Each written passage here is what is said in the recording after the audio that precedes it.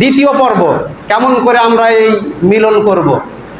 আল্লাহ সুবহানাহু ওয়া তাআলা বলেন, নিসাউকুম হারসুল লাকুম ফাতু হারসাকুম আন্না শিতুম, তোমাদের স্ত্রী হচ্ছে তোমাদের জন্য শস্য ক্ষেত, যখন ইচ্ছা, যে সময় ইচ্ছা, যেভাবে ইচ্ছা তাকে ব্যবহার করতে পারো, কোনো বাধা দেওয়া নেই। যেভাবে ইচ্ছা, যখন ইচ্ছা তোমরা ব্যবহার করতে পারো। আমাদের সমাজে রয়েছে কি, চন্দ্রগ্রহণের সময় সহবাস করা যাবে না, সূর্যগ্রহণের সময় সহবাস করা যাবে না, সূর্য উদিতের সময় করা যাবে না, সূর্য অস্তমিতের সময় করা যাবে না। করলে কি হবে? তাহলে সন্তান পঙ্গু হবে। ভুল সিদ্ধান্ত। রাত দিন 24 ঘন্টা আপনার স্ত্রী আপনার জন্য রয়েছে, সে শস্য ক্ষেত আপনার জন্য। যে কোনো সময় যেভাবে ইচ্ছা আপনি ব্যবহার করতে পারেন। তবে উল্লেখ্য যে স্ত্রীর মুখে ব্যবহার করা হারাম। তবে উল্লেখ্য যে স্ত্রীর গহ্বরে, স্ত্রীর বাহুদ্বারে ব্যবহার করা হারাম। তবে উল্লেখ্য যে স্ত্রীর হায়েজ অবস্থায় সহবাস করা হারাম, এগুলো করা যাবে না।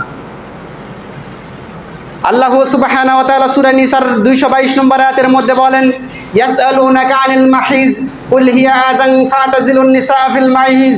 হে নবী, লোকেরা আপনাকে প্রশ্ন করে হায়েজ সম্পর্কে, আপনি বলে দেন কুল হিয়া আযান ফাতাজিলুন নিসা ফিল মাহিজ।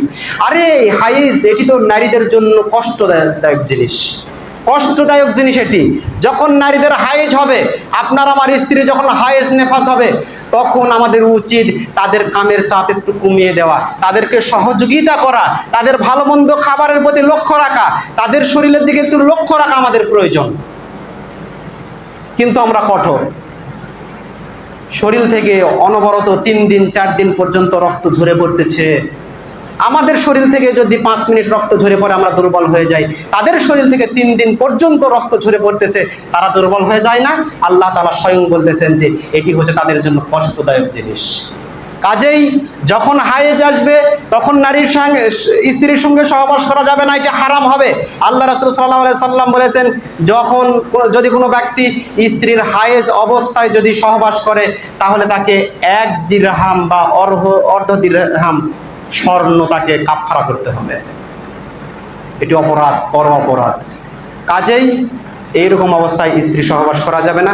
বাদ বাকি যে কোনো সময় আপনি করতে পারেন, তবে স্ত্রী সহবাস গোপনে করতে হবে, এটা কারো কাছে প্রকাশ করা যাবে না। হুন্না লিবাসুল লাকুম ওয়া আনতুম লিবাসুন লাহুন্না। আল্লাহ তাআলা বলতেছেন, স্ত্রী তোমার জন্য পরিচ্ছদ আর তুমি তার জন্য পরিচ্ছদ, একে অপরের জন্য পোশাক স্বরূপ।